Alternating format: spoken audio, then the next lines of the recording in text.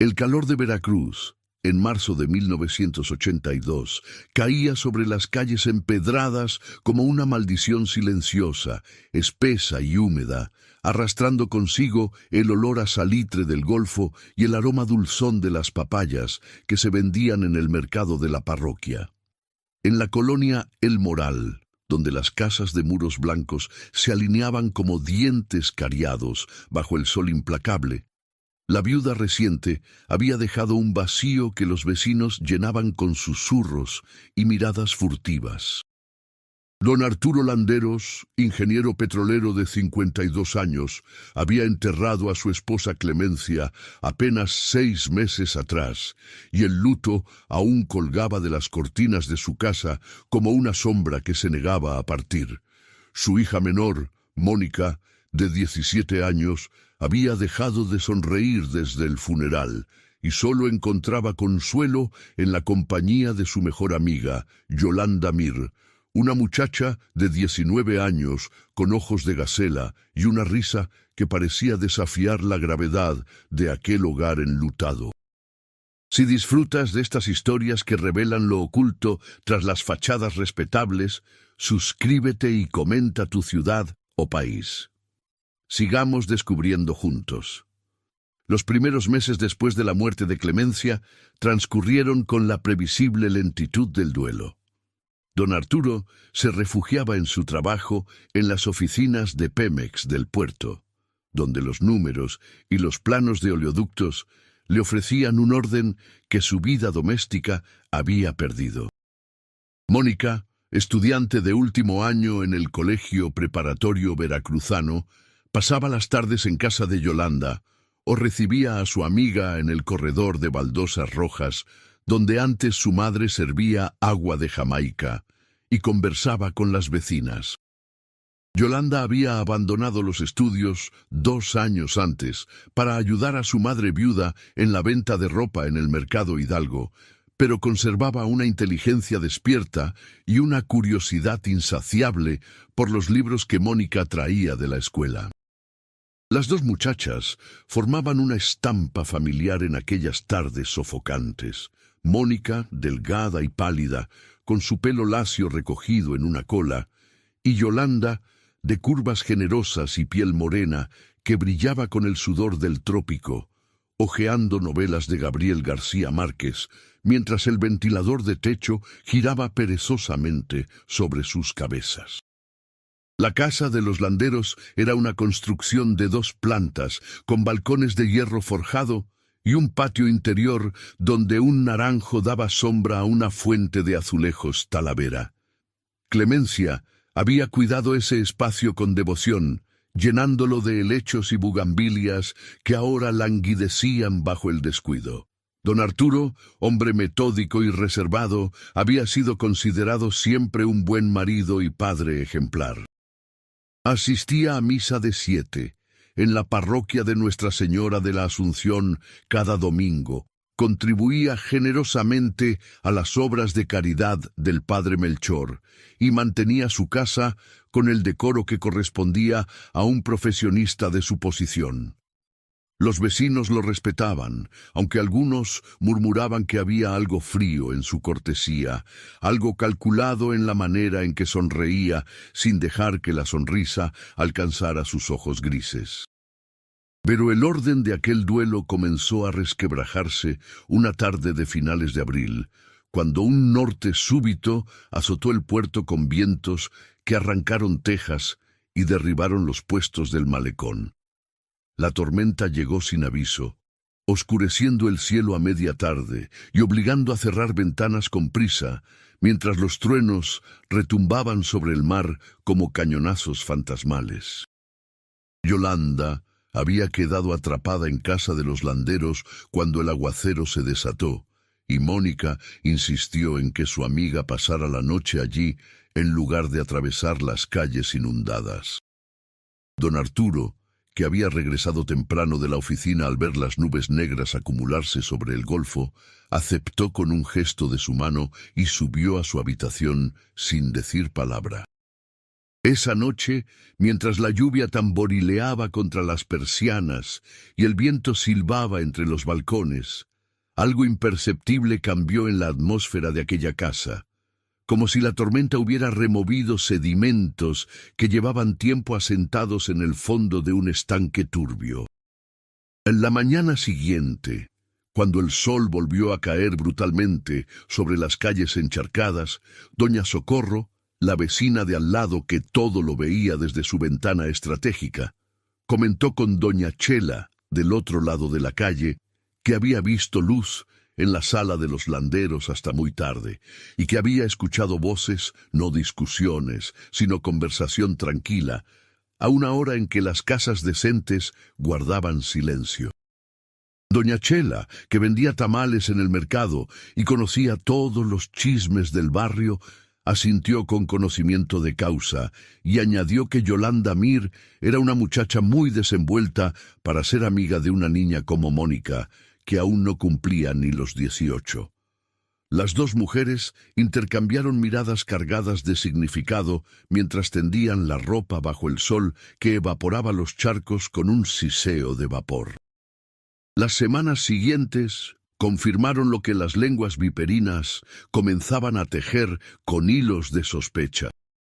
Yolanda empezó a frecuentar la casa de los landeros con una regularidad que excedía los límites de la amistad ordinaria.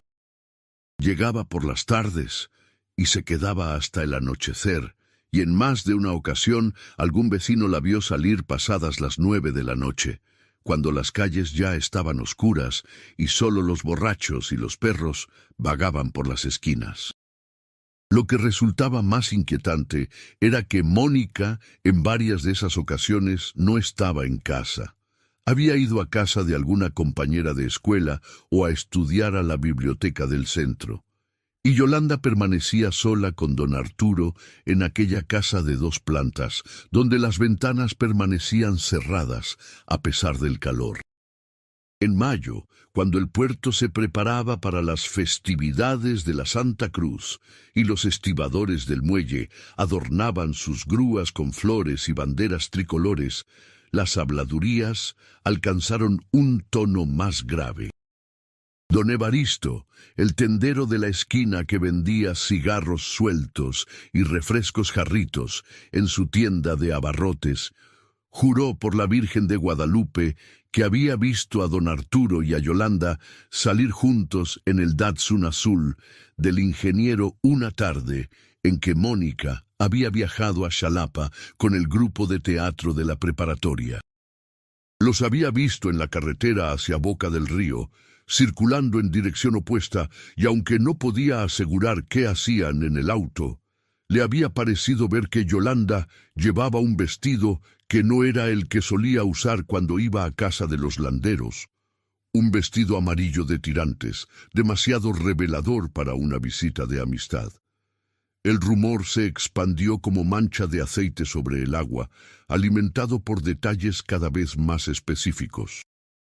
Alguien dijo haber visto a don Arturo comprando un collar de perlas en la joyería Gómez, del Portal de Miranda, y aunque el joyero se negó a confirmar o desmentir, el secreto profesional era sagrado. La descripción coincidía con las perlas que Yolanda había lucido en la misa del domingo siguiente, atrayendo las miradas envidiosas de las muchachas y los cuchicheos indignados de las matronas. Otras voces más audaces insinuaban que don Arturo había comenzado a financiar el puesto de ropa de la madre de Yolanda en el mercado, y que la familia Mir había podido pagar deudas que llevaban meses acumuladas con el señor que les rentaba el espacio. Nadie podía probarlo, pero todos lo sabían con esa certeza colectiva que no necesita evidencias para condenar. Mónica, ajena o ciega ante lo que los demás veían con claridad meridiana, seguía tratando a Yolanda con la misma confianza de siempre. Las dos amigas continuaban sus paseos por el malecón al atardecer, cuando el sol teñía el mar de naranja y morado, y se sentaban en las bancas de hierro a comer raspados de limón, mientras los barcos petroleros entraban y salían del puerto como ballenas metálicas. Hablaban de la universidad, de sus sueños de escapar de Veracruz, de los muchachos que las cortejaban sin éxito. Yolanda escuchaba con atención mientras Mónica relataba sus planes de estudiar arquitectura en la Ciudad de México, y asentía con una sonrisa que tenía algo de melancólico, como si supiera que esos sueños compartidos ya estaban fracturados por una grieta invisible. Junio trajo las lluvias torrenciales del verano, y con ellas un incidente que convirtió el murmullo en acusación abierta. Durante la Feria de San Juan, celebrada en la explanada del malecón con juegos mecánicos, puestos de antojitos y un baile popular que atraía a familias enteras, don Arturo apareció acompañado de Mónica y Yolanda. No había nada inusual en que un padre llevara a su hija y a la amiga de ésta a la feria, pero los observadores atentos notaron detalles que encendieron las lenguas. Don Arturo pagó los boletos para la Rueda de la Fortuna y el Martillo, compró algodones de azúcar y esquites, y en un momento dado, cuando Mónica se alejó para saludar a unas compañeras de clase, se le vio inclinarse hacia Yolanda y susurrarle algo al oído que la hizo reír con una intimidad que no correspondía a la relación entre un hombre maduro y la amiga de su hija. Peor aún, cuando comenzó el baile y la banda tocó un danzón, don Arturo invitó a Yolanda a bailar mientras Mónica conversaba con sus amigas, y la manera en que sus manos descansaron en la cintura de la muchacha, la forma en que ella apoyó su cabeza cerca del hombro de él durante un instante fugaz, bastó para que doña Esperanza, la presidenta de las Hijas de María, declarara en voz alta y clara, para que todos la escucharan, que aquello era una vergüenza y un escándalo que ofendía la memoria de la pobre Clemencia, que en paz descansara. El comentario de doña Esperanza, pronunciado con la autoridad moral que le confería su posición en la comunidad parroquial, actuó como una sentencia inapelable. Las familias comenzaron a alejarse discretamente de don Arturo y sus acompañantes, y cuando el grupo se retiró de la feria, los murmullos los siguieron como una jauría invisible. Mónica percibió el cambio en el ambiente. Era imposible no notarlo. Pero cuando preguntó qué pasaba, tanto su padre como Yolanda le aseguraron que no era nada, que la gente siempre encontraba motivos para hablar mal de los demás. Esa noche, en la oscuridad de su habitación, Mónica sintió por primera vez la semilla de la duda germinar en su pecho, pero la aplastó con la lealtad que debía a su padre y a su mejor amiga. Los días siguientes fueron de una tensión sorda que iba en aumento. Las visitas de Yolanda a casa de los Landeros continuaron, pero ahora cargaban el peso de la mirada colectiva. Los vecinos ya no disimulaban su vigilancia. Doña Socorro llevaba la cuenta de las horas que la muchacha pasaba en aquella casa, y don Evaristo anotaba mentalmente cada vez que el Datsun azul partía con Yolanda en el asiento del copiloto. La madre de Yolanda, una mujer encorvada y silenciosa que había enviudado joven y trabajado toda su vida sin quejarse, comenzó a recibir visitas de comadres que le advertían con la mejor intención del mundo que su hija estaba siendo señalada, que debía tener cuidado, que los hombres como don Arturo, por más respetables que parecieran, al final solo buscaban una cosa de las muchachas pobres. La señora Mir escuchaba con los ojos bajos, sin defender ni acusar, y cuando Yolanda regresaba a casa por las noches no hacía preguntas, como si el silencio fuera la única forma de proteger lo poco que tenían. El punto de quiebre llegó con la celebración del Día del Padre en junio. Mónica, en un gesto de amor filial, organizó una cena en casa para homenajear a don Arturo. Invitó a algunos colegas de la oficina de Pemex y a sus esposas, al padre Melchor, a los tíos paternos que vivían en Xalapa y por supuesto a Yolanda, que había ayudado a Mónica a preparar los tamales de chipilín y el arroz a la tumbada que tanto le gustaba a don Arturo. La cena transcurrió con normalidad aparente. Los invitados elogiaron la comida, brindaron por el ingeniero, recordaron con delicadeza a la difunta Clemencia.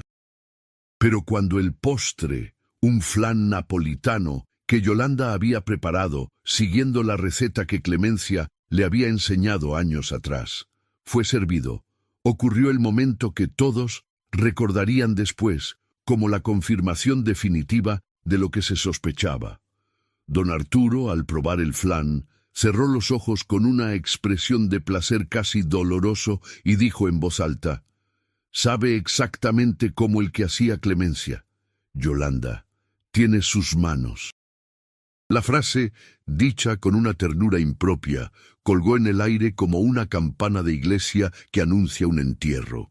Las miradas de los invitados se cruzaron con rapidez telegráfica. La esposa del ingeniero Carranza, una mujer de rostro afilado que había sido amiga cercana de Clemencia, dejó su tenedor sobre el plato con un tintineo metálico que sonó como una condena. El padre Melchor carraspeó incómodo y miró su reloj, murmurando que debía retirarse temprano. En menos de media hora, la cena se había disuelto con excusas apresuradas y despedidas frías. Solo quedaron Mónica, Yolanda y don Arturo en el comedor, rodeados de platos a medio terminar y un silencio espeso que ninguno de los tres se atrevía a romper. Esa noche, sola en su habitación, Mónica no pudo dormir. Las palabras de su padre resonaban en su mente con un significado que antes no había querido ver. «Tiene sus manos». No había sido un simple elogio a la habilidad culinaria. Había sido una confesión involuntaria, una revelación de intimidad que sugería tardes en la cocina, lecciones de repostería, momentos compartidos que excluían a la propia hija. Mónica comenzó a repasar los últimos meses con una lucidez terrible. Las ausencias de Yolanda cuando ella llegaba a casa, las miradas esquivas, los regalos que su padre justificaba como muestras de gratitud por la compañía que Yolanda le daba durante su duelo. Recordó el collar de perlas, el vestido amarillo nuevo, los comentarios que las compañeras de escuela le hacían con sonrisas burlonas, preguntándole si era cierto que su padre y su mejor amiga eran novios. Mónica había negado con indignación, pero ahora las piezas del rompecabezas encajaban con una claridad brutal que la dejó temblando bajo las sábanas, mientras el ventilador giraba sobre su cabeza como un péndulo que marcaba el ritmo de su desgracia. La confrontación ocurrió 2 días después, un domingo por la tarde, cuando don Arturo había salido a la oficina con el pretexto de revisar unos documentos urgentes. Mónica esperó a que Yolanda llegara, como siempre lo hacía, con su sonrisa confiada y su bolsa de tela llena de revistas y dulces. Esta vez, sin embargo, Mónica no la recibió en el corredor, sino en la sala, de pie junto a la repisa donde estaba la fotografía de bodas de sus padres. ¿Es cierto?, él preguntó sin preámbulos, con una voz que temblaba de furia contenida. Yolanda se detuvo en el umbral, y su rostro, que siempre había sido un libro abierto, se cerró como una puerta que golpea con el viento. «¿Qué es cierto?», respondió, aunque ambas sabían perfectamente de qué hablaban. Mónica dio un paso hacia ella, y en ese momento dejó de ser la amiga dulce y confiada para convertirse en la hija de su padre, heredera de su frialdad calculada. «Lo que dice todo el mundo. Que tú y mi papá, que ustedes...» No pudo terminar la frase porque las palabras se atascaron en su garganta como espinas. Yolanda dejó caer la bolsa al suelo y se llevó una mano al pecho, como si quisiera proteger su corazón de la acusación. Durante un largo momento, las dos muchachas se miraron como extrañas, separadas por un abismo que acababa de abrirse entre ellas.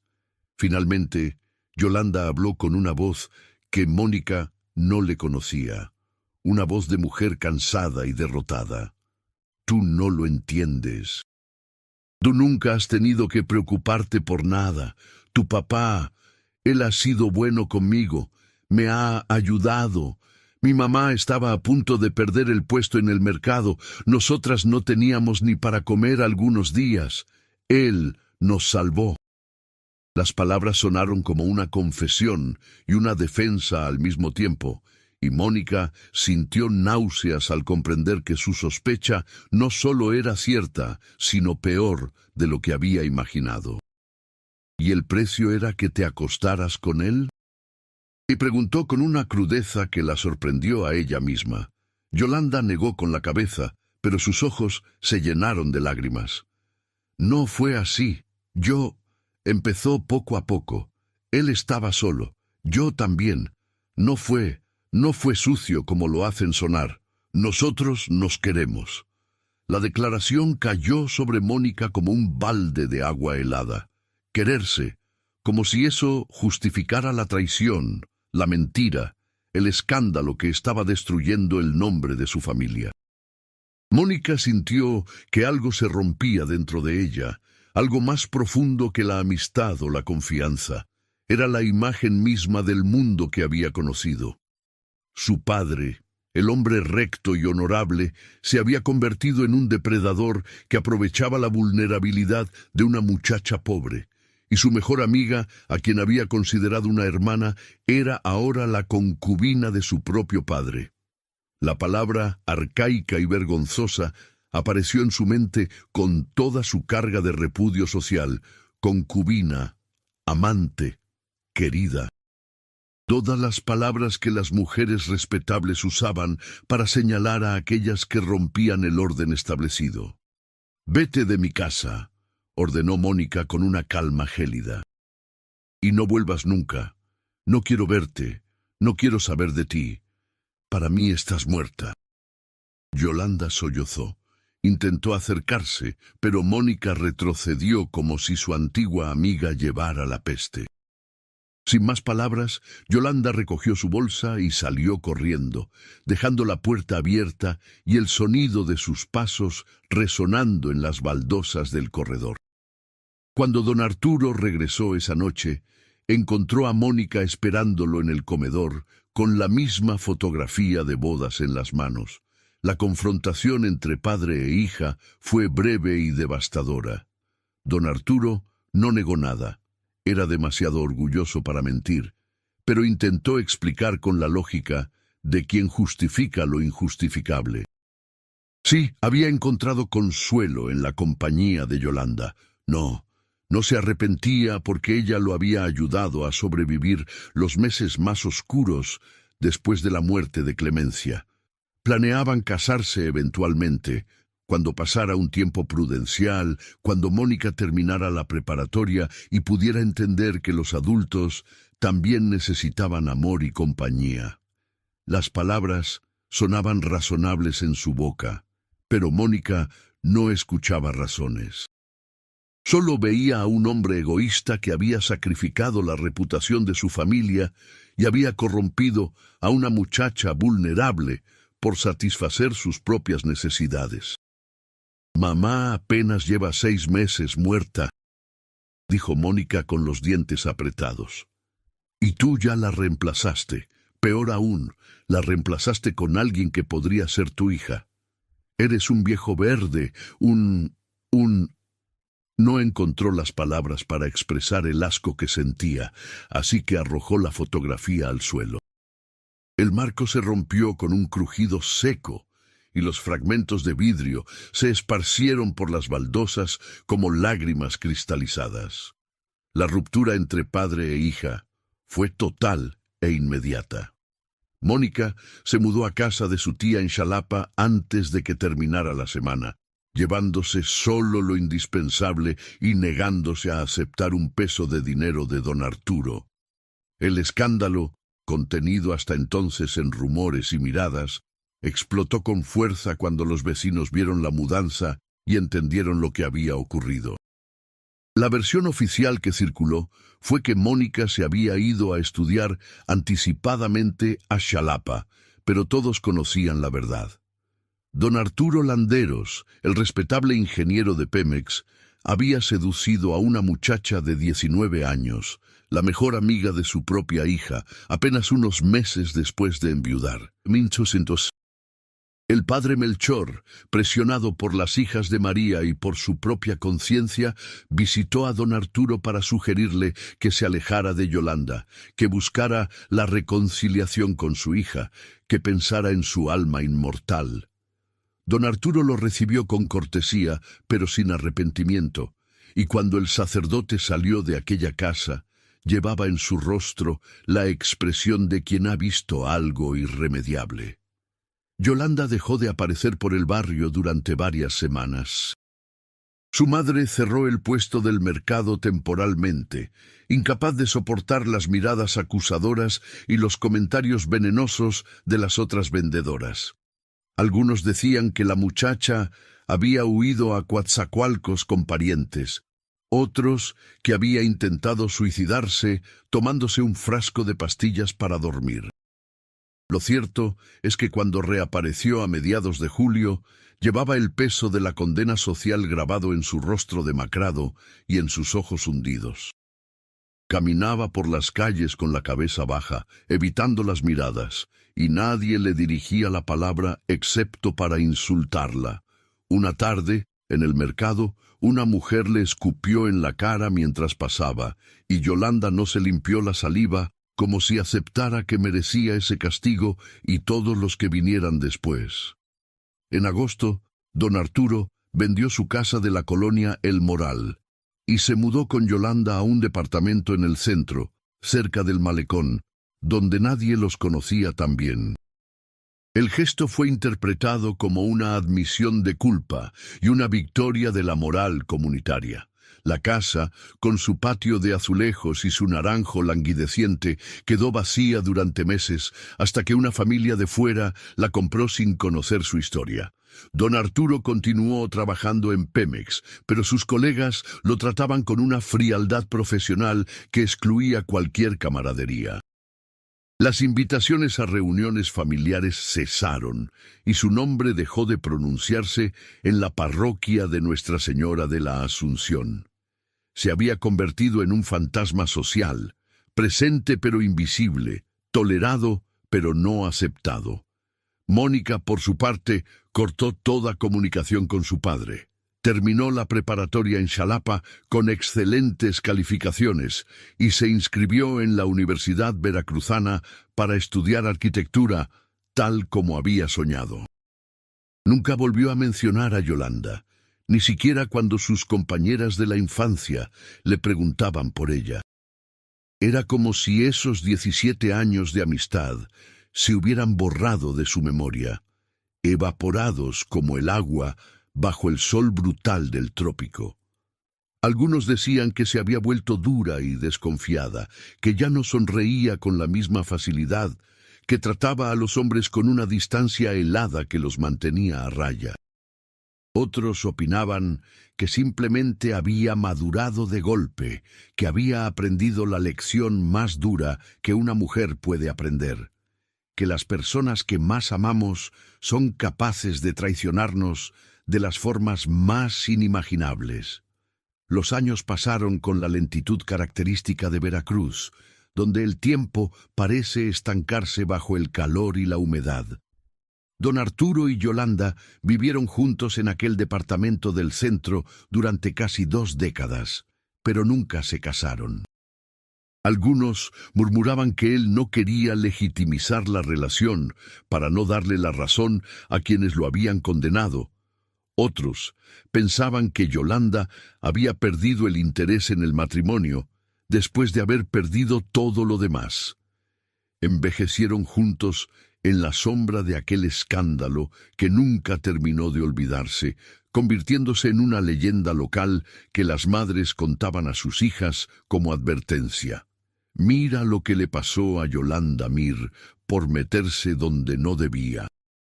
Perdió su juventud, su reputación, y al final ni siquiera consiguió el respeto de llevar el apellido del hombre. Don Arturo murió en el año 2000, de un infarto fulminante mientras leía el periódico en el balcón que daba al malecón. Yolanda lo encontró desplomado en su silla de mimbre, con las gafas de lectura todavía puestas y una expresión de sorpresa congelada en el rostro. Mónica no asistió al funeral. Para entonces ya estaba casada, vivía en Monterrey con su esposo y sus 2 hijos, y había construido una vida que no incluía nada que le recordara a Veracruz o a su padre.